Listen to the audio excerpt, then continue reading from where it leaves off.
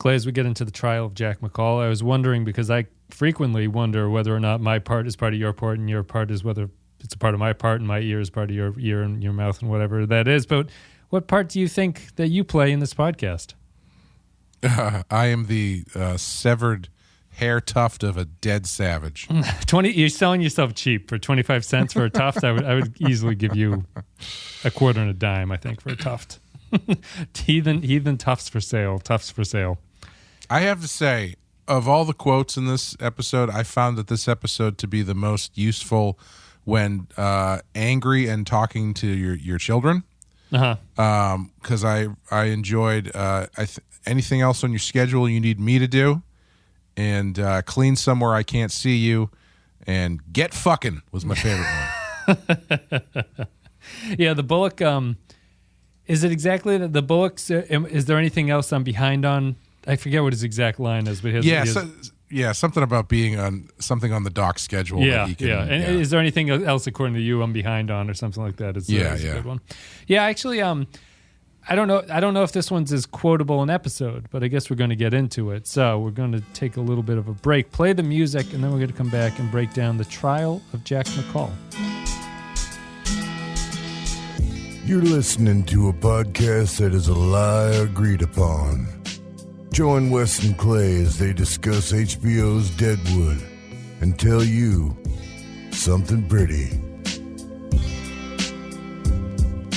This is The Trial of Jack McCall, directed by Ed Bianchi, written by John Beluso. In this one, Swearingen realizes that McCall's trial could bring unwanted attention from the territorial government. The widow Garrett's withdrawal from laudanum takes a toll on her. She signs a proxy giving Bullock authority over her property. Swearingen and Farnham devise a plan. Trixie will offer to help with the Mets girl, using the opportunity to slip Alma some of Al's dope.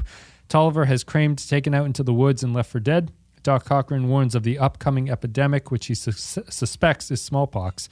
McCall's trial begins. He claims that he was avenging the death of his brother. Swearingen pulls the judge aside for a little talk. McCall is set free. Jane finds Kramed and, in a drunken stupor, chooses to take care of him.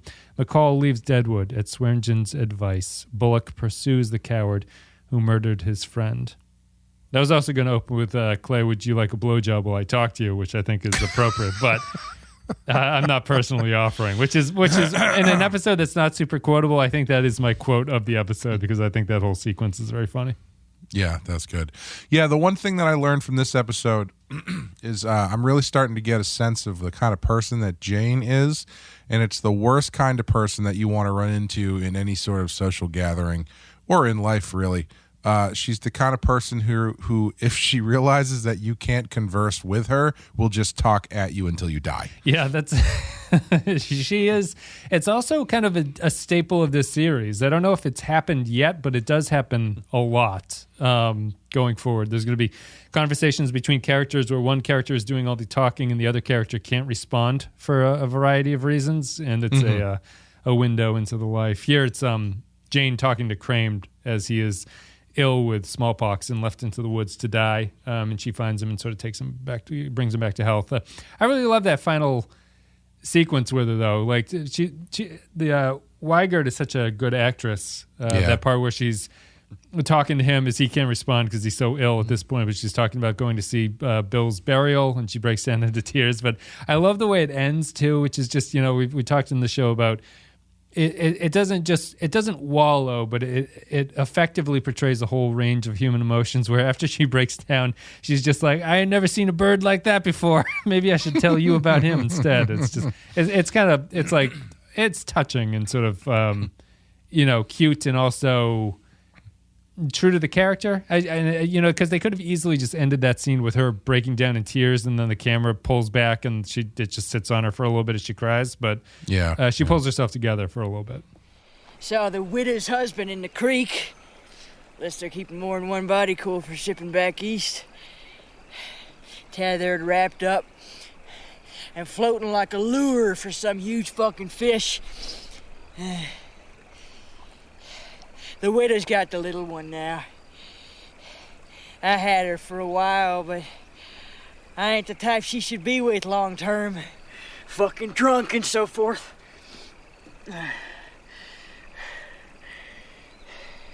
And when I was down at the creek, I heard voices. And I went to where they were singing. And I saw them as they laid my poor fucking Bill.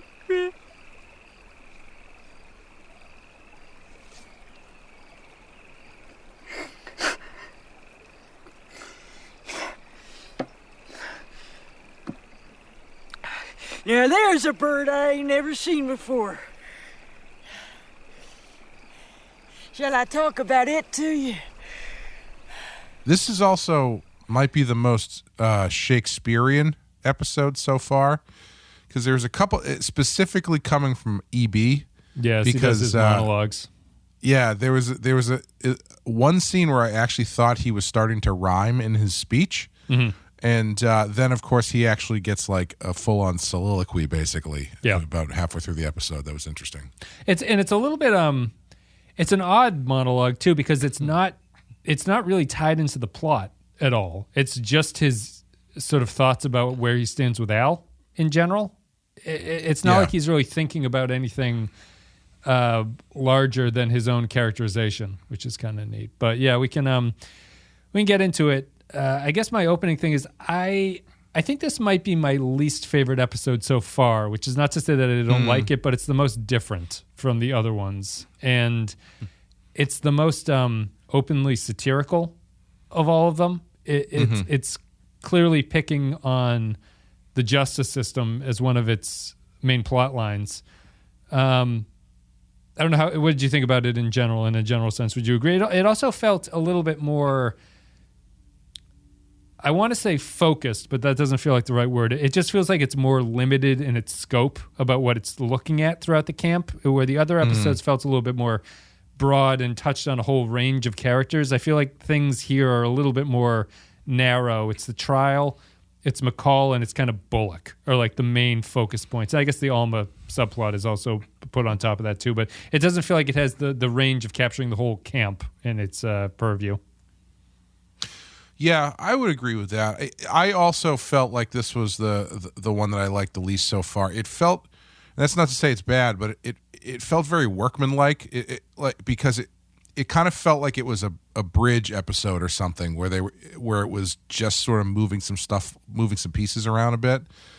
Like even I felt like the smallpox bit as they were going through. What's his name? Crane. Cramed. It's spelled like, you would pronounce it like cramed if you read it, but it's cramed, I think. Okay, cramed. The thing with cramed and bring him off into the woods and stuff, part of me was thinking like, okay, this feels like a subplot that they don't really know what to do with, and maybe this is just going to be the end of it when they drag him out into the woods. But maybe not. I don't remember what happens with him, but it's just like the stuff that was going on here is like it's very focused on the trial, which is fine. I mean, it's a big deal. But since it was all focused on the aftermath of the fallout of Wild Bill's killing, it did feel sort of limited and just sort of like, all right, we have to kind of like push through these details before we can really get things going again. Yeah. In what sense do you mean? Like, do you feel that the trial is just kind of perfunctory, or it like what comes after the trial? It's like the killing of Wild Bill is such a big deal that it makes sense that everything is focused on it, but it also isn't really. It's not as.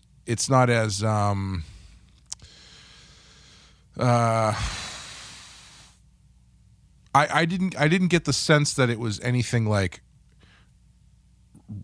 really important overall to what was happening with all these stories. It was just sort of like the roadblock that they all kind of hit at the same time, and so they have to get through this before they can kind of continue on with everything else. So it's like it's a bit of a bottleneck for the stories. Gotcha. Yeah, it's I guess it's an unusual episode because it focuses so much on the trial here, which is kind of unusual for the show at this point because, again, as I was saying, like it feels previously like the show was a little bit all over the place in terms of touching all the characters, and here it feels much more focused on what's going on. And before we get into it, I guess that like I was just because one of our listeners who was on Discord was just talking about their first time approaching the show, and I thought it would be good to sort of talk about that before we get into the actual episode itself, just because I thought his sort of criticisms of the show were interesting. And I think that the show definitely takes a while to get used to. I think I think it's not a show that is easily accessible. Maybe your first time through or the first couple episodes until you sink into things. You had mentioned a Shakespearean connection. And I think to me, I don't know how much of the show is written in iambic pentameter, and I don't know how much of it is actual, you would put it down as poetic lines if you were writing it out, if it's just written out as an actual script line, that the things work that way. But what I do feel is Shakespearean about it in Milch's writing is that he will put words in a way that makes more sense for how it sounds to be said than it makes sense in the context of what he's talking about with things. So that was sort of a weirdly good example of it. So it's hard to describe, but he doesn't write dialogue that easily explains situations. And if he does easily explain situations, he has characters write in not a way that's it's not like Yoda from Star Wars, but they don't put words in a very easy to understand arrangement for you to understand what they're talking about at first glance. Does that make sense? Yeah. It's to quote Twin Peaks, he means it like it is, like it sounds. Yeah, I guess that would be a good way to describe it. It's more about the what it evokes in you, and you do have to actively pay attention to them, I guess, when they're talking. If you really want to understand what they're saying to each other. For instance, in this episode, when it got to the Farnham scene where he's scrubbing the floor. Yes, it's easy to blank out during that. Yeah, I blanked out for a second, and I was listening to that going oh, is he talking about a scheme that he's concocting for himself? And then I went back and listened to it again. I was oh no, he's talking from the point of view of Al. Yes, that I was just about to bring that up. If you're not paying initial attention, that soliloquy makes it sound like he's plotting something. But it definitely does. Yeah, because I thought at first he was, and I mean technically maybe he still is, and the way that Milch is choosing to express that is through Farnham sort of role playing Al. Yeah, but yeah, on the first listen, it sounded very much like a Shakespearean soliloquy where he's actively voicing his internal monologue. Right, how he's going to kill Hamlet or something further down the line. Yeah, but then going back, it's oh, he's just sort of, he's voicing what he understands Al's position to be. Yes. You have been tested, Al Swearingen, and your deepest purposes proved. There's gold on the woman's claim. You might as well have shouted it from the rooftops. That's why I'm jumping through hoops to get it back. Thorough as I fleeced the fool she married, I will fleece his widow, too. Using loyal associates like Eustace Bailey Farnham as my go-betweens and dupes. To explain why I want her bought out, I'll make a pretext of my fear of the Pinkertons. I'll throw Farnham a token fee. Why should I reward E.B. with some small fractional participation in the claim? Or let him even lay by a little security and source of continuing income for his declining years?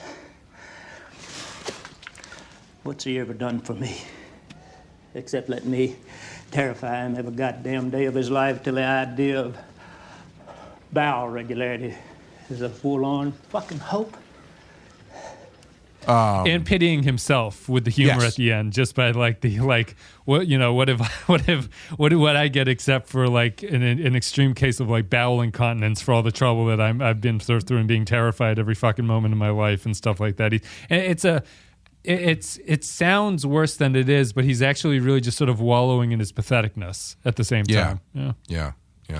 But at the same time, if it does turn out that he is up to scheming something, I think that's a really clever way to set that up. Even though I don't think EB really has the stones to go through with anything like that, but no. Yeah, it's because I did want to say, like, I do find that the language can be difficult, but I do think that the most Shakespearean like part of it is that I do feel like Shakespeare would frequently write things out of order because he was actually writing in poetic meter. So, like, in order to make things work with the rhyme scheme or to make, like, to make the lines fit, you have to kind of play around with the syntax of what you're talking about. And I think the characters here do that a lot. A lot of the swears are in, like, the wrong place in the sentence, but it's like the point is more the impact of how it sounds when people are saying things to you. Like the Swearingen, when he's talking to Cy, and they're talking about, like, where the court, where the problem with having this trial is going to be coming down to them.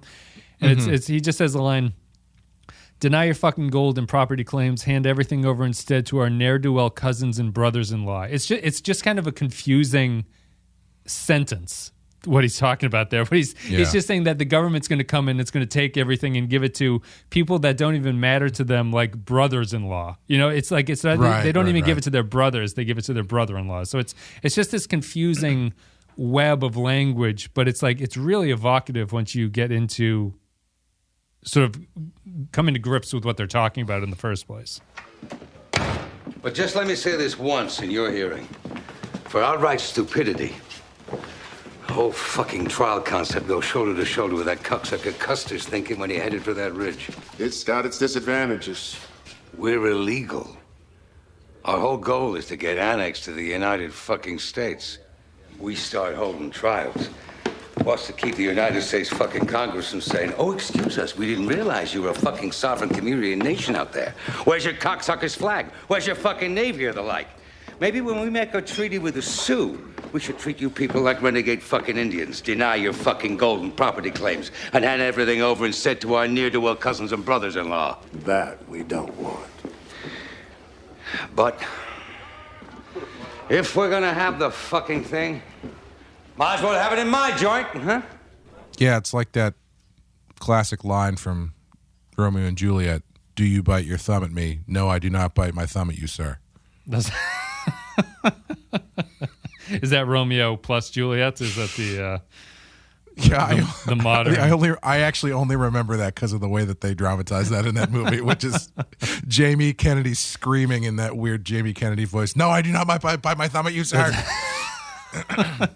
I haven't read Romeo and Juliet since high school, but the only thing I know about it now is that, like, a lot of people read it as a kind of like satire about young love, which it was never treated that way in high school, I don't think, by teachers. But it would be interesting to reread it with that in mind, to have it be like a sort of like irrational actions of teenagers falling in love and stuff like that. That's interesting.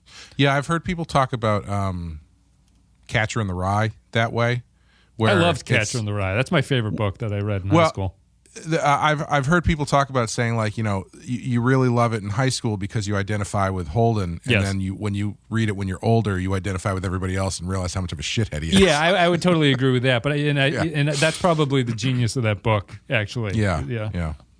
But I was surprised. That was another thing that felt weird about this episode was I was surprised that Cy and Al were, for lack of a better term, conspiring with each other or talking so friendly with each other so quickly, because they set them up only like an episode or two ago as clearly antagonists towards each other. Yes. So it was a little weird to see them sort of, even though they were kind of, the enemy of my enemy is my friend kind of thing, but or vice, whatever, you know what I mean. So I found it a little bit weird for them to be talking in the way that they were. So that kept me a little off kilter for this one, which kind of made me think, like, all right, so are they kind of like just trying to push through some stuff here? Like, I was trying to get my bearings on where these relationships were at this moment. Yeah. I really like that scene because I think those two are great actors. Their whole conversation, they're very friendly, but they clearly don't trust each other, because every time in that sequence where one holds the door for another or lets the other one go in front of him, the other one behind him rolls his eyes at him. Right. So it's this, like, they're having a straight conversation, but they are not being totally upfront with each other. And I think what you're saying is true. It's an enemy of my enemy is my friend agreement between the two of them. And I think that their relationship just goes to the whole central theme of the episode, which is that it's the show is taking a moment to pause and say, like, these are the troubles that are going to come up as this society is starting to come together. And so you have the two main poles of the episode are you have the trial on one hand, which is a satirical take on the judiciary process in this show, in this timeline. And then you have the death and burial of Wild Bill and Reverend Smith's outlook on things on the other side. Mm-hmm. And I think that, like, Reverend Smith is kind of vital to this episode, and I think people like Sepinwall have said in his reviews that, like, Smith's the most important piece of dialogue in this series comes in this episode from Smith when he's reading from Corinthians, and Milch actually didn't write what they're talking about in that because they're just lifting it from the Bible. But it's the thing that Smith is trying to hint at Bullock the entire episode is, like, what part do you play? They quote Corinthians, which is about, like, how the parts of the body all work in concert with each other. They aren't antagonistic towards each other, and it doesn't make any sense for the different parts of the body to not work in concert with each other. Representing the God and the Holy Spirit and all that stuff, and man's relationship with them. Which is why if you can pat your head and rub your stomach at the same time, it's such a feat. It's the clouds break together, and the light breaks out from the heavens and shines down on you. And Smith represents that aspect that Bullock does not really understand. And on the other hand, Al and Cy represent the things that are tearing apart the parts of the body working together, because their whole reason that they need a corrupt trial to happen and that they can't find Jack guilty is because if the government of America comes in and finds that these people in this town have actually been starting to, like, implement their own laws, at that point they're basically a sovereign nation. And Al's argument is when the government of America comes to Deadwood, they have to come not as antagonistic to another hostile country and take everything from us, but they have to come and annex us so that we are allowed to keep everything that we've worked for here in the meantime. Yeah, it's interesting because a lot of the best Westerns, I don't mean the hotel chain, although maybe I do. A lot of the best Westerns are have great clean towels and hourly rates, water pressure. Clay, hourly rates. But a lot of the best Westerns are about ultimately the death of the Old West. And it's always symbolized by some sort of modern civilized thing encroaching on the lawlessness. So in the Wild Bunch, it's the automobile and the machine gun. Yeah, technology. Fairly famously in Once Upon a Time in the West, it's the train, right? And in this one, it's an interesting take on that idea, because most of the time it's presented as sort of like either a background element that's just metaphorical, or it's built into the scheme of the villain or something in like a very arch way that's kind of short-sighted. Because Once Upon a Time in the West, the guy wants control of the train for monetary reasons or blah, blah, blah, blah, blah. I find Al's speech there about the government really interesting, because it falls in line with this idea, except the thing is that Al isn't trying to bring the change. He's trying to make sure the change comes in the way that's most beneficial to him. Yes. And it's a really clever way to kind of play in that same sandbox, because I don't know what it is about the end of the West, but like the end of the West always is depicted with the highest level of intensity, because you've got these big, bright, mythic sort of flames that are all burning out at the same time. Yeah. And the death of Wild Bill is kind of like the first one of those dominoes to fall. And so it's really I like the way that they're setting up that theme of inevitably the wave of American Western expansion is going to hit them, and it's a way that's different than you see in a lot of other Westerns. Yeah, the characters here aren't running from it, right? They've come here because they're trying to exploit the natural wealth of the area, and they've agreed on, as we talked about, they've agreed on gold as like the symbol that's going to unite them and bring them all there, and they're going to exploit it and take it and become wealthy from it. But they do want the American government to come in at a certain point, as you're saying, and so it's not this like. It's not the sadness of the cowboy on his horse, just wants to be by himself out there in the West, and like is terrified of the encroaching technology and rules and regulations and everything like that. It's the opposite. We need them to come in, but how these things integrate into what we're trying to set up is very important to us, and it feeds into like the trial itself is a satire of the court system, just because it's copying what we now understand is like, the American and the Western democracy system of justice, this court system of a jury of your peers or whatever, is probably the best system in the world, but it's also so flawed at the same time. Like there's just no good way to really figure that stuff out. And so the show's making kind of a joke about that, or making light of it, or at least doing a little satire on it, where it's showing you all the ways that you can break this court system and all the things that could go wrong with it, but also putting it into the context of Deadwood, which needs it to go wrong at that point for those very reasons. And it doesn't actually have the full backing of a state or government behind it to at least even attempt to like enforce that things go correctly in it. So you have, the judge being spoken to by Al, you have people being interrupted, you have the sort of the sleazy lawyer types, so you have this sort of bullshit excuse that Hickok killed my brother, which is apparently what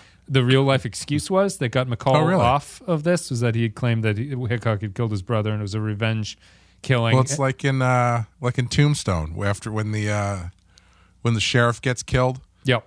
And what's the line when he comes back? Earp comes back from the trial. It's like the judge said, "Well, you can't have a murder if you don't have a witness." Right. Yeah.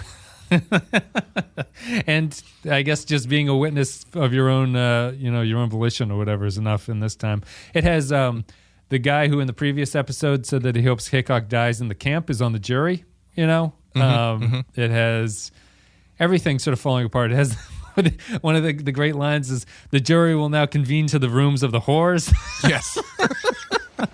We're back in session.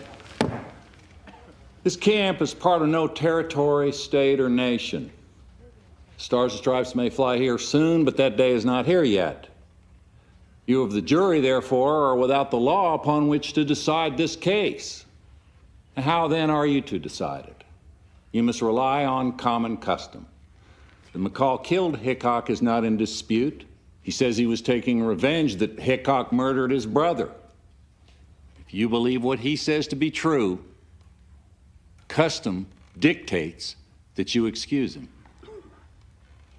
The jury will now retire to the whores' rooms and begin their deliberations.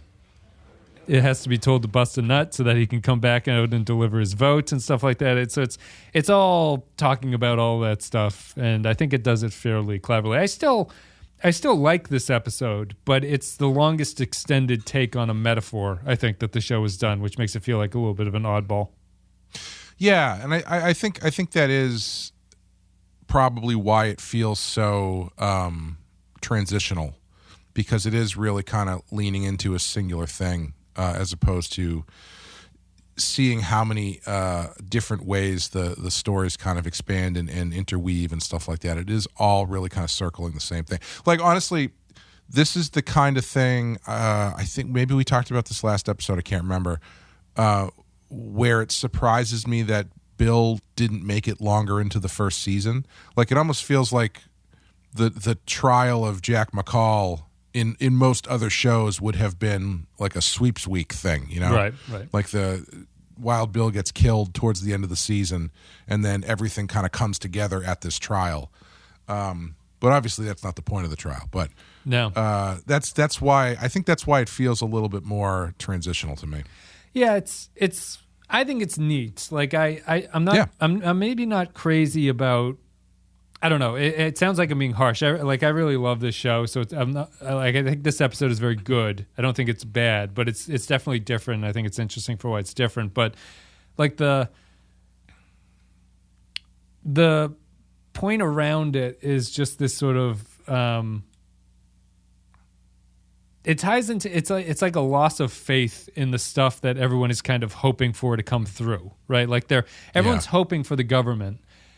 But this jury trial is a good example of like, even for all the good things that you want, like to be able to make a deed for your claim and to be able to have like the rights to the businesses and stuff that you've set up out here and have those be protected, is being put against this sort of flawed example of like, this is also the bad stuff that's going to come through here, which is this jury trial. Like I was just trying to think about the, there have been a few. I can't really, like the O.J. Simpson trial is the big one that sticks out to me, where it's this. I feel similar to the characters in this episode, particularly like Jane and Seth, and Merrick, I guess, is equally sort of naive about the possibility that McCall could get off on this thing because he's very upset by it.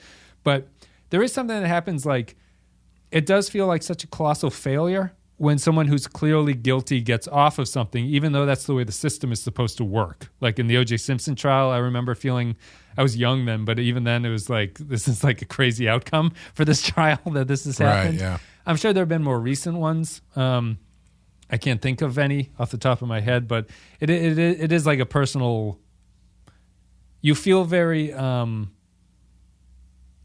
vulnerable, I think, right? It's the... Well, it makes it feel like everybody has a certain sense of right or wrong, right? That they bring into these things, and when the technical execution of the law does not line up with what your own personal value of right or wrong is, it's extremely frustrating, right? Because the point of the justice system is supposed to bring justice. And when it doesn't do that to a point that you're happy with, it makes it all kind of feel very futile and pointless. Yeah, and I guess that's even an interesting distinction, that this trial probably did bring justice, right? Like it was well, it's hard because the trial's corrupt, but like there's a difference between like the sort of law and order aspect of it that Bullock wants and the justice of how the system is actually going to process what happens to McCall, which is what happens in this episode.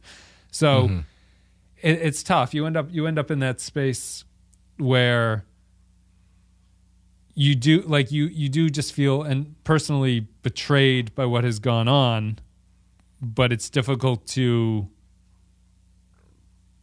square that with that. That's the way that everything is supposed to work out in this. And I think that Bullock kind of represents that. Bullock's frustration with this is more built on, I have an emotional sense of what right and wrong is, and the trial is not that. And one of my favorite Swearingen lines from this is that when he's talking to Jack at the very end, after he's having his like party at the gym or whatever for being found innocent, Swearingen has a line that's like, you better get out of here before someone who cares about right and wrong does something, or maybe I will. I just like the distinction there, which is that Swearingen doesn't actually care about the right and wrong of what's happening, but he is prepared to take a stand on something if he feels it's for the betterment of the camp down the line. Oh yeah, I mean, yeah, having Jack McCall hanging around there is just as bad for Al, for his own reasons, as it is for anyone who feels personally wronged by the death of Wild Bill. And as we've learned after 5 episodes, Al is not above taking a piece off the board for no other reason than he doesn't want it there. Right. Yeah. And, yeah. And I think it's the scene where Al talks to the judge is important too, because I think it's a great scene. It's just everything in it. Yeah.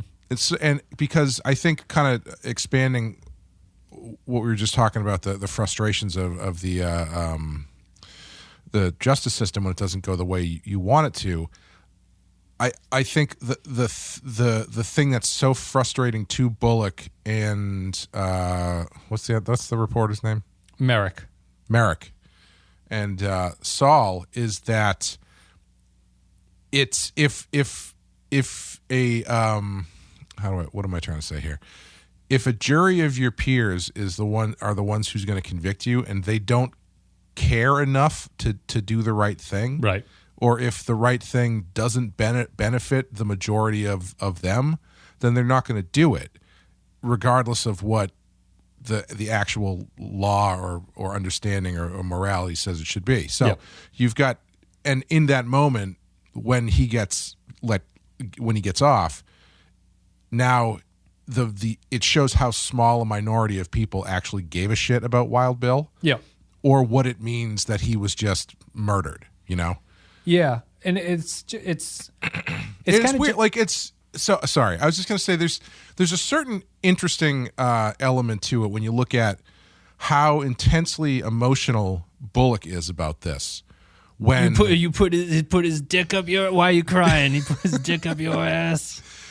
It's fascinating to see how intensely emotional he gets about this, because he essentially does the same thing that all these other people are doing to Wild Bill a couple episodes ago in reverse, when he backs him up for the killing of Ron Swanson. Yeah.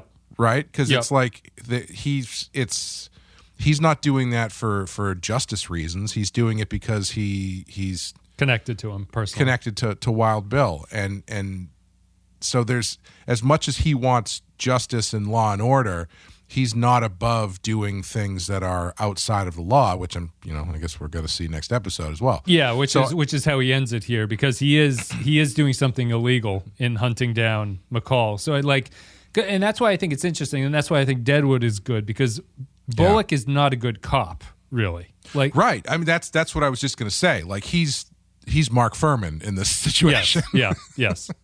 Except, I guess he's a. I guess he is Mark Furman. I was gonna make a contradiction, but I guess you're 100% right. Maybe he's not slurring as much as Mark Furman. Yeah. Did you ever watch that the Ryan Murphy O.J. Simpson show with Cuba Gooding Jr. and David Schwimmer? Were there two of those shows, or was it just I think it was. Wasn't it like the American Crime Story series? Yes, that one with John Travolta as the lawyer. Man, it was so good. It was so ridiculous and over the top. And there's this amazing end beat for one of the episodes where they start talking about Mark Furman, and then the camera starts slowly pushing through his apartment into this back room where he's cleaning something. And then you go up over his head and see his trophy case full of Nazi memorabilia.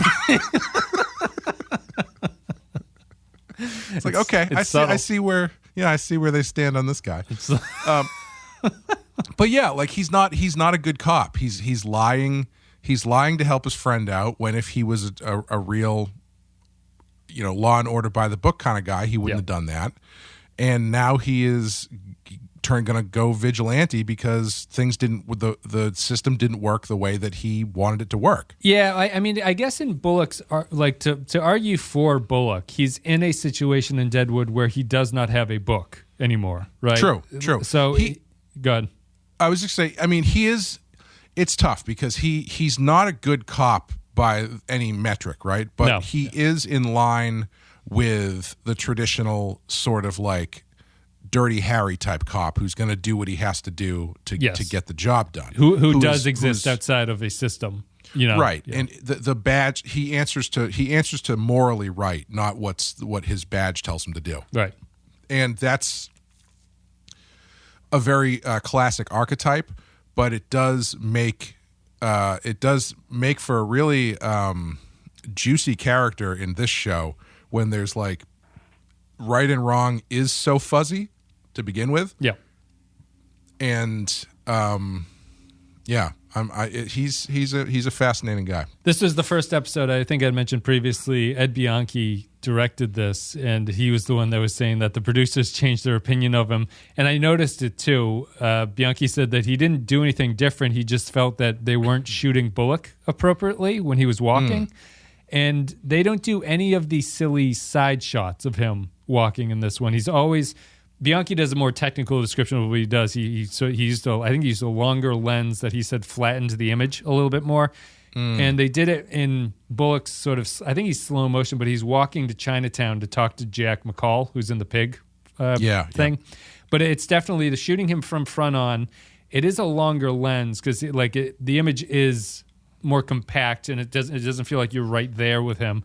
And I do feel like he looks better in that sequence than he does when he's walking in the other shots that they've done him. So it seemed good. I did specifically notice in that scene that they don't shoot him from the waist down.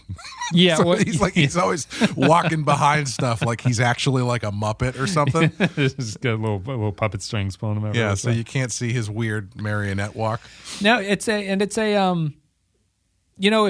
you were approaching this show thinking that Bullock is kind of the hero, this could maybe be a pretty frustrating episode because Bullock's just kind of a cunt the entire episode to everybody. Yeah. He's cruel to the Reverend. He is not paying attention to what the Reverend is saying to him. He's yelling at Saul all the time. He's accusing everyone. He accuses Tom Nuttall of trying to make money off of displaying the body of Wild Bill when Nuttall just says that he's, this is what the people in town wanted to do to pay respects to him. And I just had to put him out here so that everyone would be able to see him. It's not a good Bullock episode for him as a character. He's clearly frustrated and bad at dealing with his frustration and also has no... Saul has a line like, should we get to work? And he just storms off because he's too angry to work. Yeah. Like he brings other people down through his emotionality of things. And he's now put himself in the position of the people he stood up to in the very first scene of the show. Mm-hmm. So it's a juxtaposition that is didn't go unnoticed from me anyway. And so it really makes him pretty multifaceted when it comes to showing what he's about and how he's. But at the same time, I mean, like all of this stuff, this contradictory stuff, is really good and interesting. But at the same time, there is that base of him where it's just, he's the good guy because of course he sides with Wild Bill when he shoots Ron Swanson because those are the quote unquote good guys, and that Ron Swanson was going to do something bad to Wild Bill. He just didn't get the chance. And here he is going to go after the guy who got off for murdering someone in cold blood. So, those are the quote-unquote good guy, Western hero type things to do. Yeah. But it's presented in a way that's a lot more messy than usual. Yeah. I mean, he has this scene where he... all the scenes are good, but the scene where he confronts Jack, who's tied up and is waiting his trial, is fantastic. Mm-hmm. He has some line about McCall says he calls him like a droop-eyed cocksucker or something, and McCall says, "I've always been droop-eyed. I've been droop-eyed since birth." And Bullock says something back that I always really love is like, "What do you blame the rest of the mess on?" or something like that, which I think is really good. He strangles McCall. He probably would have killed him except for the lawyer walks in at that point. But McCall is also, just to amplify it even more about what's going on, McCall is probably the most vile he's ever been in this episode. Not really redeemable in any way, shape, or form. In other episodes, you could say that maybe Wild Bill is being kind of an asshole to him in some ways, but here that's not the case at all. He's just kind of a horrible human being. I think my favorite part of the episode was actually right when the trial begins and the prosecutor gets up and starts with what we have in front of us here is a sacred duty. And then they pan up to Al, just goes, Jesus Christ, we're going to be here tonight. That's the whole satire thing. Even down to the lawyers are such douchey, elitist lawyer types, right? Who are lecturing everybody about what's going on as they're trying to make their way through this court case. Yeah, I didn't realize there were so many lawyers in town. I know. There's enough that you have 7 or 8 guys that are vying for the position. I guess that's actually true to form in that Deadwood Golden Years books. Apparently, there were a lot of lawyers because they're even in a place where there wasn't law, they needed lawyers to prepare for what was going to happen during annexation. Interesting. So they were overrepresented in this gold rush town. I do find this really cool, the way that they are seeding this oncoming civilization wave. Yep. Because normally in those other things that I mentioned previously, the end of the West movies and stories ends with the Western character usually dying or at least riding off into the sunset, while modernity takes the place of what they knew, and then they're just gone and whatever.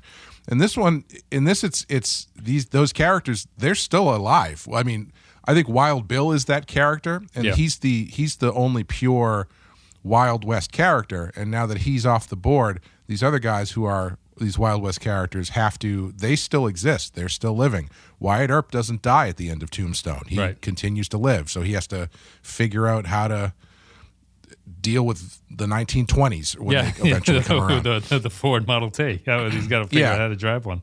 But it's like the benefit of having a show versus a movie is you can be more subtle with it, and you can have the little drips and drops of this stuff come in where it's like Al's looking further down the line to the American government coming in, but the lawyers are already here. Right. The lawyers are already starting to put the feelers out and get the place ready for the bigger storm coming later. Al calls them shysters early on, and is that racist? Because that has a Jewish implication, right? Is that I think it does, right? Like, because that's a term that I've heard many times in reference to lawyers, or is it just too similar to Shylock, which is definitely a Jewish thing?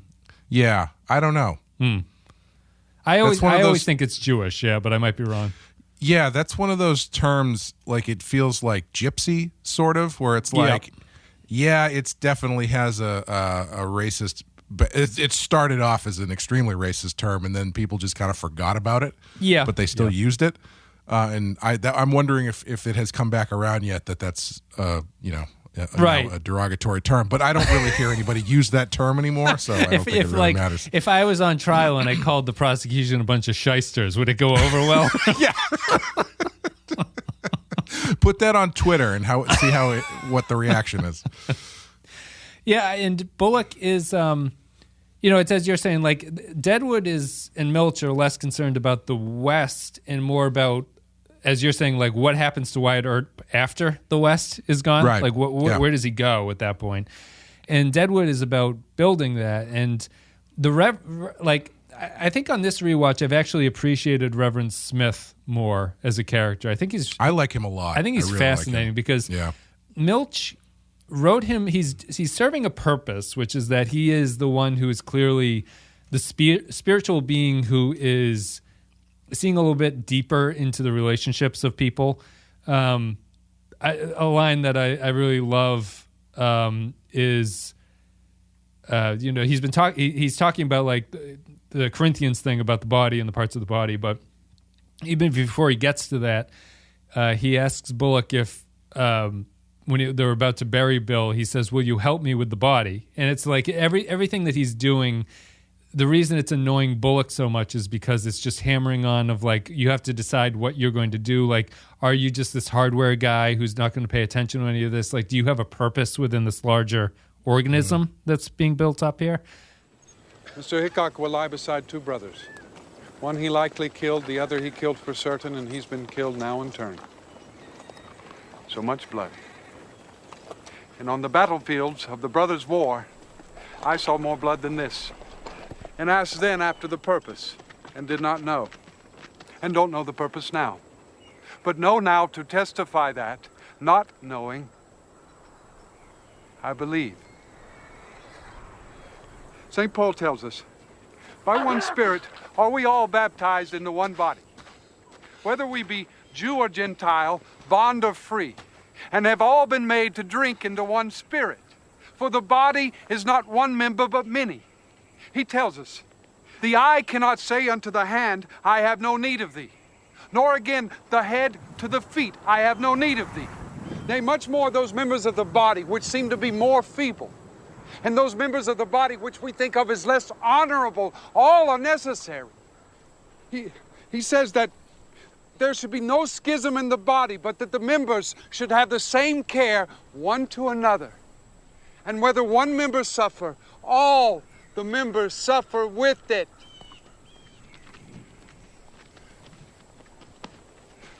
I believe in God's purpose, not knowing it. I ask him, moving in me, to allow me to see his will. I ask him, moving in others, to allow them to see it. What's interesting about him is that Milch also makes Smith a little bit crazy, right? Like he's clearly a little bit unhinged at the same time too, especially when during the burial scene, he's like they're singing the hymn, and he has shut his eyes and he's just kind of smiling at the sky as the sun is on his face. Mm-hmm. And I just think that his earnestness is very off-putting. They wrote him and performed him so well. He's just the kind of guy who says the very earnest thing that makes everyone else uncomfortable. But he's pointing to a larger truth here. And that's why you feel so bad when Bullock is an asshole to him and says, can we finish the rest of the goddamn walk in silence? I don't know. I think Smith is really interesting, and I think that his role was really important. And this is also the first episode where we get an indication that he's ill and he's not well at this point.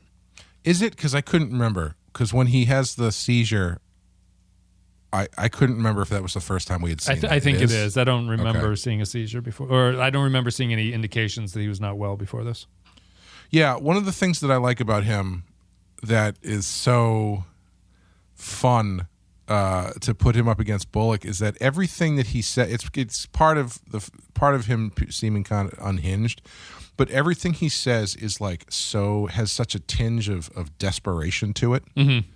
And so it comes off not as someone who's just quoting scripture to Bullock. It sounds like someone who is desperately trying to get through to Bullock. Yeah, so he's trying to make Bullock understand the metaphor. It's interesting because like the metaphor is there. Bullock doesn't get it, but Smith doesn't know any other way other than biblical language to say the point that he's trying to make to him, you know? Right. And I don't even know, I mean, I think he is, but like the desperation and his constant desperation makes me wonder, is he always trying to make a point to Bullock, or does it just come off that way, which is why Bullock responds so negatively to it?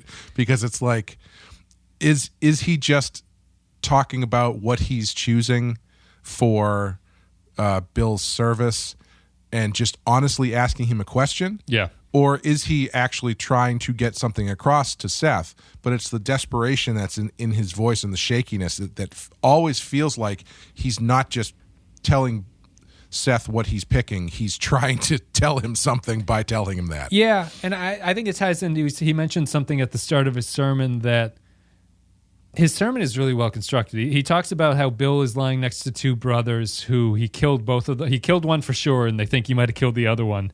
But he's laying in so much blood. He came from the War of Brothers, which he's referring to the Civil War. He was a nurse in the Civil War at a certain point. Really? I didn't know that. Yeah, that's what, or that he references it, or that he was a nurse in the war. That he was a nurse. Yeah, he mentioned that in a previous episode. I forgot. And so it's this brother lingo, but the larger point that he's getting to is that humanity is just a brotherhood of trying to work together. And his point of the Civil War and Bill killing the other two brothers is that he doesn't really understand God's will, but he knows he's trying to act through it. And I think that's what you're getting at when he's talking to Bullock. He doesn't really understand why he's doing the things that he's doing, but he feels it's important to say these things to Bullock. So that kind of that's my sense of why his desperation comes across that way, is that he feels pulled to do these things, but he doesn't really understand fully what's happening or why he's being that way. Same with his condition, I guess. Yeah. But I always the first couple watch throughs I was a little bit less sympathetic to Smith, but I think that he's a good. I mean, it sounds stupid to say he's a good character, but he's just like he's a nice counterpoint to the rest of them, and you understand his like. I think he's a prime example of what we were talking about before, which is that if you're not parsing what Smith is saying, he can seem like an annoying character, you know? Yeah. So it's that kind of a thing but just like you have to really pay attention to what he's saying from Corinthians and like how this applies to the camp in general. Like the direction does all as it can. As he's talking about the parts of the body, it like does a close up of everyone in town, basically, to try to hammer home this point that that's what he's on about. But that's what it is, and I think that I would agree with Steppenwald that that's like the thematic statement. That's the, what do they call it when the 5-paragraph essay, your topic sentence, thesis? Your thesis, or whatever. That's pretty much what it is. In this Western series, I will show that. Sorry, that was the. Oh, sorry. Oh, sorry. No, that's the cliche way that you always write essays with. And you're taught that until you get to a certain age where they say never write an essay opening that with that's your opening sentence. It's the same as writing in cursive, I guess. Bullock as the man is a lunatic, high water, never made much sense, but now he utters pure gibberish. Did he look pale to you? What? Did he seem pale? How the fuck did I know he was pale?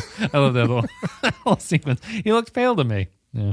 That whole back and forth is really good. Up through when he's yelling at Saul about what part he is, and like right before he storms off and asks him if he'll make him up a pack or something. Yeah, you're going to pack a bag so I can get a head so the motherfucker doesn't get too big of a head start on me. Yeah. Yeah, I thought that was all really good. High water, he never made much sense, but now he just utters pure gibberish. Did he look pale to you? What? Did he seem pale? How the fuck do I know if he was pale or not? He looked pale to me. What if he was? Let's say he was. Will you shut up about it? What is my part and your part? What part of my part is your part? Is my foot your knee? What about your ear? What the fuck is that? Yeah. I don't know. What don't you know? If he was pale or not? What you're supposed to do. I'm not supposed to do anything. Let's agree to that. Not one fucking thing that I don't decide I'm gonna. All right, Saul? All right. Suspenders. God damn it! If I killed a droop-eyed son of a bitch and my part's getting hanged for it, good luck with the fucking store. All right. I'll write to Martha and see it posted. You look out after that widow. All right, Seth. Can I impose on you to pack a bag for me to cut down on the cocksucker's head start? Be ready for you when you ride out. Thanks, Saul. Before we get to the other things about it, just a couple favorite scenes, because we haven't talked about the women at all. Trixie, Alma, and Jane. Interesting Joni stuff in this. Yeah, Joni too is the other female character who's in this one. I feel like all the women subplots in this one are sort of putting the women in positions to be the caretaker characters. I know a lot. I know it's probably one of those things that isn't aging well or whatever, but like in my experience, women are generally better caretakers than men, and I think that like the women of this show have basically been all bound up and separated from each other. And as they are allowed to interact with each other and as they're allowed to spread out and interact with other characters, they counteract the sort of machismo of something like Al, which is this sort of like self-motivated, I'm going to get what I want and I need to ensure that I get what I want, into a larger sense of taking care of each other. And Trixie doesn't give the dope to Alma like Al wants her to. She tries to help her get well. They take care of the kid. They have a bonding about that. Jane shows her capacity as like her continued capacity as someone who can take care of other people, but she takes care of Andy Cramed in the woods. They're just developing as the town is. I don't know how much she really takes care of him. But she gives him water, which is more. Yeah, she wanders off to get him water and then comes back like an hour later. The creek was a long way away. She could have burned the blankets just like that guy was supposed to. Was that when Sai says burn the blanket? Is that code for while the guy is on it? Oh, I don't know. I honestly wasn't sure. Because was that guy just scared of getting smallpox and that's why he didn't want to drop him off, or was he like, I don't want to kill him? Can someone else do this for me? Yeah, I think he understood he was going to have to kill the guy. And Okay. he didn't want, which is, I mean, dropping him off in the woods isn't much better than just fucking but putting one in his head. But when Cy is talking about him afterwards, it's always in the past tense, as if he's dead already. Like Cy doesn't seem to have any indication that he thinks Andy is going to pull through his sickness. Right.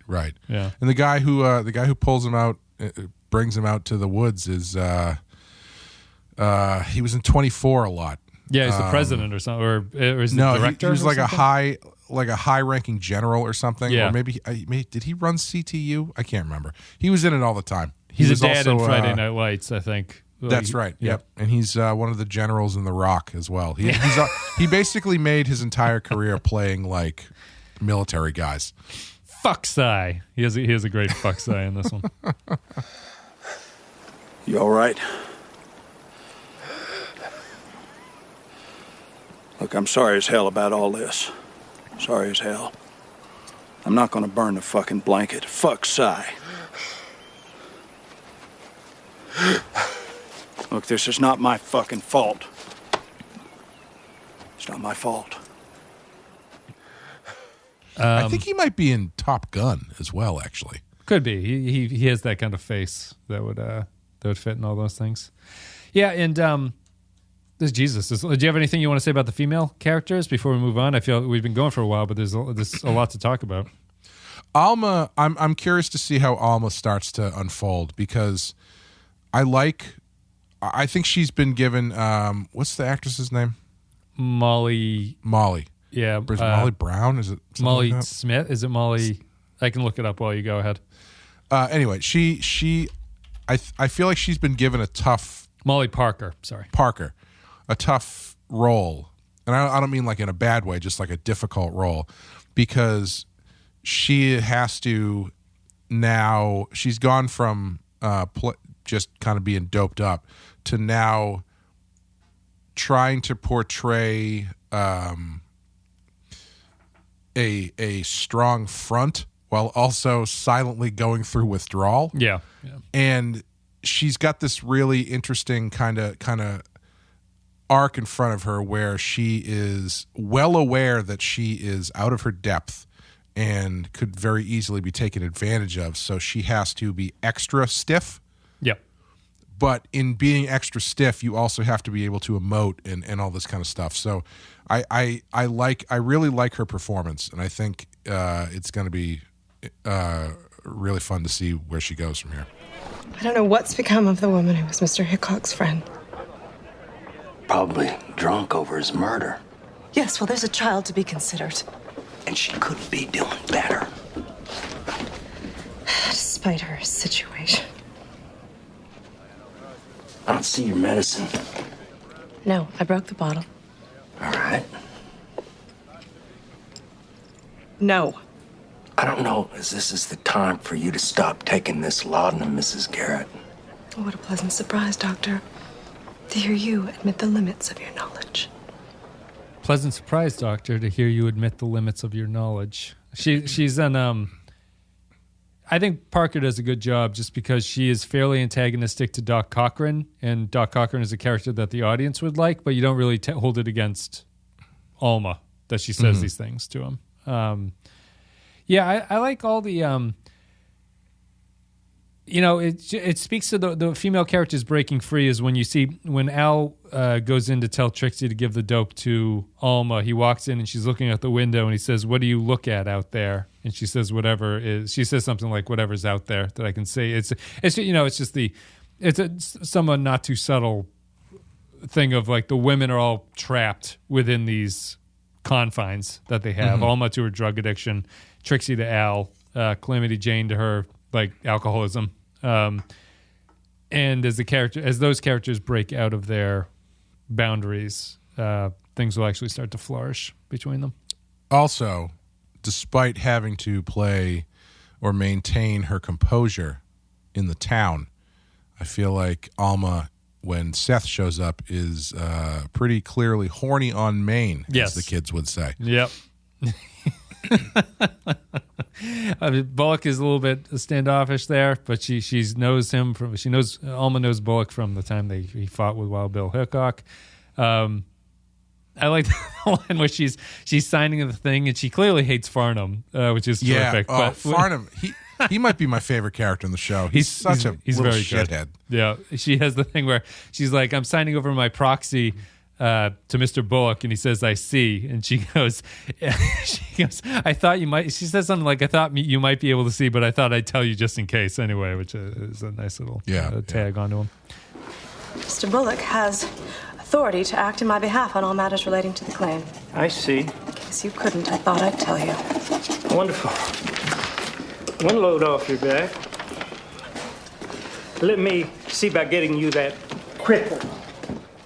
Yep, Farnham is slimy as ever in this. Like he does that great thing again in this one where I can't remember exactly what he says, but basically he broaches her. He approaches her and talks to her in a way that feels like he is trying to be thoughtful and compassionate, but it's just a backdoor to him being like, "So have you thought about how much money you might want to take for that claim?" Yeah, he says something along the lines of like, "I hope to relieve you of all your concerns and difficulties," or something. He's like, with that said, have you thought about my offer that I made to you previously? Yeah. Yep. The other one's just small points about, I think, Cy. The more you see of Cy, the more you get the sense of Cy is a worst case version of Swearingen in a lot of ways. Cy is Swearingen without any sense of conscience for anybody else whatsoever. You know, he's leading his coworkers out to die in the. They're both obsessed with the money, but Cy is the one who leads coworkers out to die in the fields. He is obviously controlling towards Joni. He sends that kid off for some Montana pussy to get the vaccine. Nebraska pussy. I really love that scene too, because like you get a sense of how long that he and Ricky Jay have been working together, because all he has to do is call him over and he Ricky knows Jay's exactly right there with him with whatever bullshit he's slinging at this guy. What does Ricky Jay says? He says, "I still mark the anniversary." Yes, yeah. Yeah, they're very funny together. He sends the him scene off. The scene with Joni making out with the woman was a little strange. Mm-hmm. I don't know. I guess it was. Is that supposed to be her being like, "Yeah, I'm done. I'm back to whoring"? Yeah, she knows her place. You know, Cy's concerned that she might be breaking away and being influenced by outside activities. She had gone to listen to the sermon, and so to sort of put a salve on him, she starts making out with one of the other whores in there just to prove her, at least attempt to prove her loyalty to him. Because I never, do you have a good sense of the relationship between those two?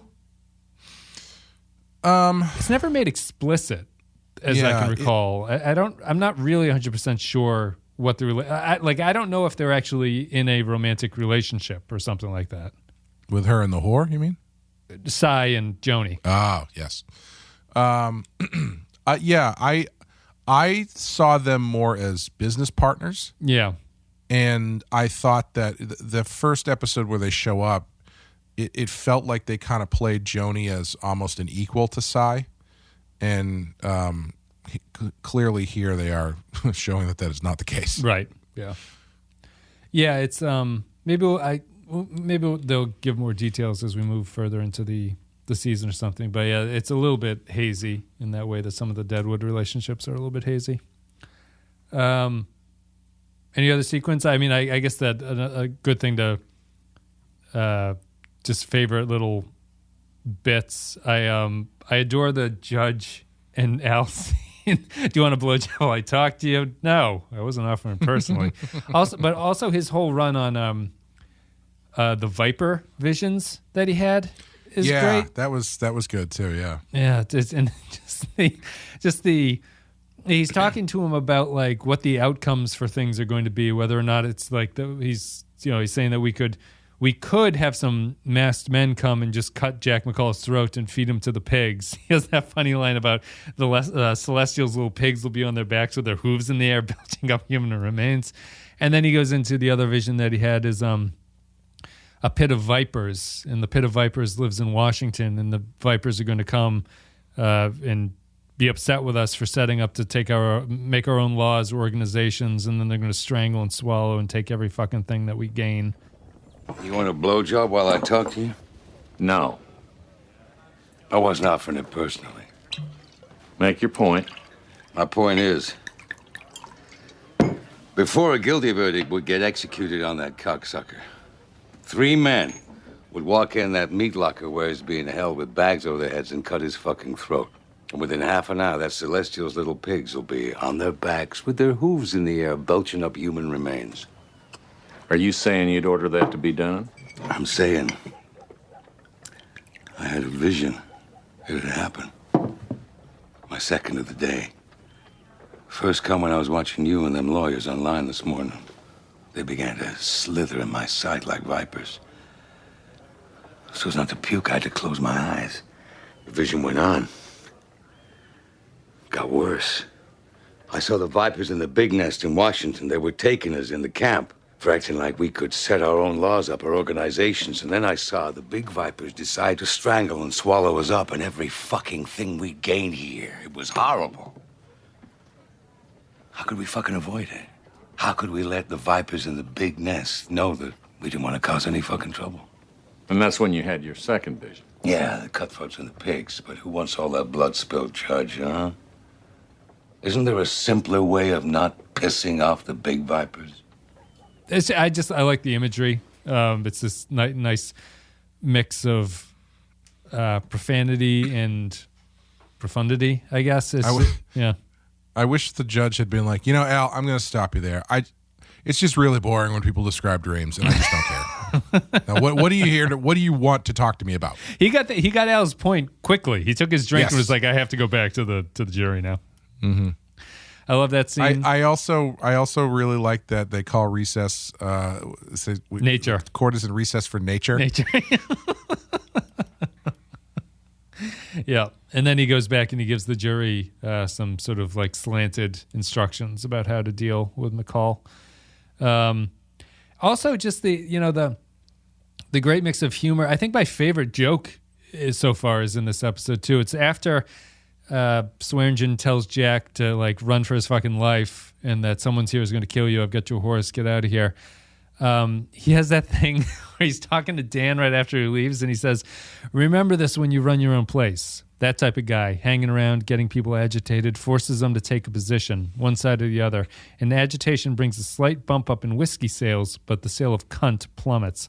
And that's why I often wonder if I should take down that fucking picture of Lincoln.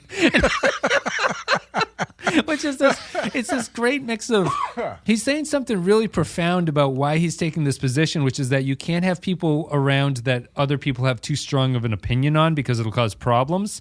And then it just pans up to this picture of Lincoln after the Civil War. And he's like, should I take that picture down? That might be a good idea. It's very funny. I also really like that scene because it's a moment where Al is legitimately giving good advice to Dan. Yes, yeah. And it's like it kind of shows you that what their relationship is a bit, where Al kind of, I think, sees Dan to be sort of a protege. Yeah, he's a mentor to him. Yeah. It's just I just love that little run. It's like it's a great joke. It's this really insightful thing about like why Al would not want McCall to hang around there. It brings in the profanity of like this bumps up whiskey, but the sale of cunt plummets, and then it just ends with the joke of Lincoln. It's just like, wow, what a tour de force of a couple lines of dialogue from Al there. Anything else in this one? Did you have anything else you want to say, or are we done? I think we've covered pretty much every scene. Yeah, I think that's it. We have talked about it as long as the episode itself is. Yeah, I think maybe in 10 minutes longer. Yeah, it's maybe not my favorite episode of the season so far. I think it thematically still works. Everything is still all there. It's really just, I'm not even quite sure why it doesn't stick it up to me as like one of my favorites. Probably just because the trial is a little bit long and stuff like that. But I think it all works. It's just not as, I don't know, not as engaging, maybe. It sounds, every word I say seems a little bit harsh, but it just doesn't feel like it hits the same. I think a lot of it is just that it's the first, we've kind of hit the first big point with Bill's death. Yeah. And so it's just, I think it's a little bit of a ground laying episode where things are kind of shifting around a bit that will pay off as the episodes continue to go. Yeah. But this is the first one where it's like, okay, we've hit the first milestone and now we have to regroup a little bit. Did you, I remember the first time I watched it, I remembered being surprised by the McCall verdict because I didn't know the history of it, that like McCall actually does get off in real life off of this sort of thing, basically for the same reasons, which is that they had to have a sham trial because they were concerned about the United States seeing what they were building as a legitimate sovereign nation instead of a United States offshoot. Did you... Because the U.S. government would go, well, I know that they're United States citizens because the trial was a sham. If it had been a fair trial, clearly they would have been setting up some new nation that couldn't fall under our purview. If anyone wants I read Popular Crime by Bill James is like a really great, it's not even about the justice system, but he does a really great job of like just showing a lot of the deficiencies in it. It's not just a book full of lists of popular crimes. It is with his analysis of popular crimes, which is really kind of fascinating, and like what he thinks happened and stuff like that. I just thought like it was going to be a phone book type thing where it's like A, arson, B, right. burglary, C, caterwauling. That was an older law that isn't as popular now, but back in the day, just like percentage wise for the time, huge. Very tough. Yeah, we're just we're not built for evidence-based trials at this point. We still have this need for storytelling type stuff, and it seems to never really work out the way that you would expect it to. You know, I'll be honest. The most frustrating thing about the criminal justice system is I feel like every 10 years or so, there's like a linchpin of things that are used for convictions that people are like, well, you know, you can't really trust that stuff. Whether it's like eyewitness testimony, well, you know, that stuff isn't really, you can't really trust that stuff. Okay, sure. Lie detector test, you know, you can't really trust that stuff. Okay. DNA, well, yeah, better, but still, honestly, you can't really trust it. It's like, okay, well, what the fuck are we supposed to do? Well, you know what's the weird thing about DNA is because there was we're like a couple weeks after they caught the guy who did the Idaho Moscow murders thing, and the reporting on it, they got him from DNA, right? Or they got DNA of his father, and they were therefore able to determine that the killer who was at the site was an offspring of this father, basically, and he has that is pretty cool. One son, but so what's weird about it is it's a reptile brain because the reporting was like the odds that the killer is not related to this man are like 1 in a billion, right? Yeah. And I looked at it, I was like, oh, so they might not have actually got this guy. Yeah, right. Yeah. It's the reverse of the Dumb and Dumber thing where it's like your chances are 1 in a million, so you're telling me there's a chance. Yeah, you're telling me there's a chance. And I did it and I thought that. Then I was like, what the fuck am I talking? Like, and that's exactly, it's just the weakness of our understanding evidence and statistics, but it's that weird thing. That's the thing is like, I think probably due to popular television for the past 60 years, there's a certain level of narrative that everybody has regarding trials, right? And so what you want to see in a trial is a slam dunk, we got him kind of thing. And so DNA serves that purpose because it's like, well, we have this DNA that conclusively proves that blah, blah, blah. It's like, okay, awesome. That satisfies the narrative, like the storytelling aspect that you want out of seeing a trial, which is usually covered with a narrative, right? Yeah. But then when people start saying that stuff, which is not saying that the DNA stuff isn't accurate, but it's just like the storytelling narrative part of your brain just goes, oh yeah, so there is a chance that it's not him. Yes. Like it's not just because no one is saying we are 100% certain that it is this person. Saying we are 99.99 with a line over the top certain still gives you a chance to be like, well, I don't know, they might have the wrong guy. Yep. No, that's my like largely. And it's also, sorry, I was just saying it's also frustrating in the other way because you have something like DNA technology, which you can very, very conclusively solve these things with. Yeah.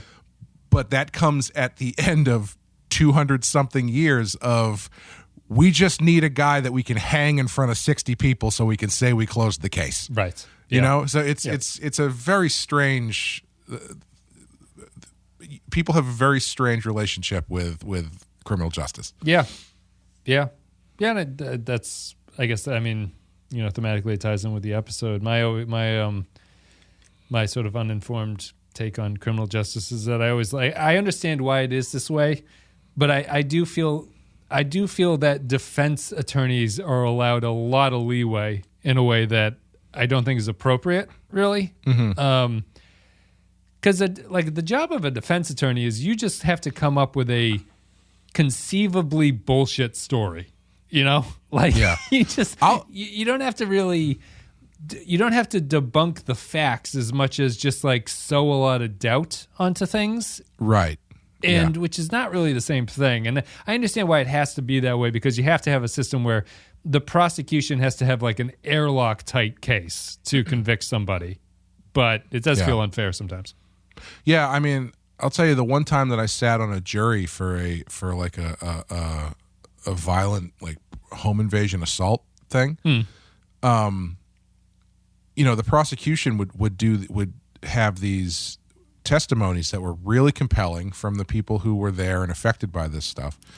And then I swear to God, all the defense attorney did was he would get up and he would ask every single question that the prosecutor asked, but he would ask it in a way that was him asking them essentially to confirm it, hoping for them to screw up. That was his whole strategy was so you said that you were there between 8 and 8:30. Is that true? It's yes. And then you said once you got there between 8 and 8:30, you went and you had a turkey sandwich. Is that true? Yes. It was it was interminable. It was I could not believe how long and boring it was. And I feel bad saying that because obviously there's a lot on the line, but it was just it was a war of attrition. It sounds like he's in a case that he can't win, and he's just he didn't have much of a case. To the point where after we ended up convicting these guys, and may they burn in hell. Yeah, well, which it was interesting in and of itself, because we went back after the proceedings were done. We went back to deliberate, and everybody there was like, okay, we're going to go back through the evidence. We want to make sure that we're making the right decision. Right. Except for one person who was like, what are we even doing here? They're clearly guilty. It's let's just get out. I got to put another quarter in the meter because we can't come to a conclusion that these guys are guilty. And we're like, we just want to. These people's lives are in our hands. It's here. like an anti-12 Angry Men. It's like the exact opposite. Yeah. And then when we finally all came around to the unanimous verdict, this person was like, I told you this 4 days ago. And then after it was all said and done, the judge actually came in and said, yeah, you guys made the right decision. These two are bad dudes. This is not the first time that this. And we were like, oh shit. So there was some other stuff going on that we were not privy to. Yeah, it's all very complicated. You can't bring up the prior history when the prior history seems like it matters a lot of times. Yeah. It's important to know that these guys have done this to 5 other people before this time too. It's like, well, I understand that it would kind of, you're supposed to take it case by case, but I feel like it does. I mean, I guess it is strange, but it also is fair, because it's fair, yeah. Because you are there to figure out what happened in a singular sense. But if this person were on trial for the murder of 6 people, then it makes sense. Okay, sure, but if it's did they kill this one person? Well, the evidence points to no, then you got to let them off, even if they did kill 5 other people. Yeah, and that's the point earlier. It's like justice is served there, but it's not emotionally satisfying, really. That's why it's always strange when you hear those serial killer convictions where they're on trial for 10 people and 8 of them were guilty verdicts and then the other 2 were not guilty. It's like, oh, well, okay. I guess you got to show your impartiality there, but yeah. All right, I guess we're done. That's it for the trial of Jack McCall. Thanks everybody for listening to our coverage of Deadwood. You can did you sorry, I know we're trying to end here, but did you watch The Jinx when it came out? Yes, yeah. The best thing I've ever seen from a thousand foot viewpoint was Robert Durst's defense for killing that one guy, saying like, I didn't kill him. I just chopped him up and got rid of the body. yeah, he was dead. Was he dead when he got there, or did he just like he collapsed? He claimed that he either like was dead when he got there or he collapsed, but he was like, I didn't know what to do because if I called the cops, it was going to look bad. So I didn't kill him, but I did chop him up to dispose of the body. Yeah.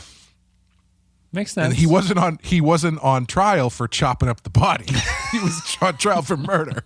And so he got off. Yeah. But he's dead now, so. And if you're sitting on that jury, my lizard part of my brain is going, well, maybe he did just find the guy and he shot. I mean, that's the thing, right? It's like, I mean, I'm not here to convict the guy for killing him, for chopping the body up. Yep. And they didn't present a good enough case to prove that he killed although, like, how do you? I don't know. Yeah, no, it's weird. Because even the idea of reasonable doubt is a wishy-washy thing. It's like reasonable doubt. Well, I guess it could be. That's that 1 in a billion chance that the DNA doesn't match. That's right. Well, thanks, Clay, for helping me piss off every law student who's listening to this. Yeah. I think we look forward to your letters. I'm speaking in incredibly large swaths of abstract. That's it. Thanks for everybody listening to the Trial of Jack McCall. Support the show at patreon.com/The Penske File. We get a whole bunch of other shows out there too. Beyond Deadwood, there's Star Trek horror shows. There's the Batman, the animated series show that Clay does with Sean. And he does the horror one with Amanda. And we do the Star Trek one together, like Saul and Seth in this one. Pack me a bag, Clay, so I can get a head start on editing these podcasts. You do tend to get very emotional and weepy anytime we kill an episode. I don't know. You put your dick in his ass. Jack McCall. All right, that's it. I guess we're done. Thanks, everybody. We'll be back with the next episode. I believe it's Plague. Let me check. It is. It's Plague. So we will return next week. Clay, did you have anything you want to say? No. Keep checking out the other shows. We're into the video nasties on Rotten Horror Picture Show Patreon, so that'll be fun. Nice and gory. So check it out. And if you made it this far, let us know how your Deadwood watch is going as well. You can join the Discord and talk to us over there. I think that's really the only way that we can connect on this one because we're not on YouTube for this one. Bam. All right. We're done. Thanks, everybody. See you next week with Plague. I know you. I know you, too. I guess after bum rushing me out of your fine fucking hardware establishment, you didn't see this coming, did you? Halfway did. You droop-eyed cocksucker. I was born droop-eyed, all right? And who do you blame for the rest of the fucking mess? Well, let me ask you this, cocksucker. You think they know me in New York City by now? If you wasn't tied up, I'd kill you. Ow. What are you crying for? What? I'm not sure what you're crying for. You love Hickok so much. Oh, you sweetheart. He's sticking his dick up your ass. Hey! I'm this man's counsel.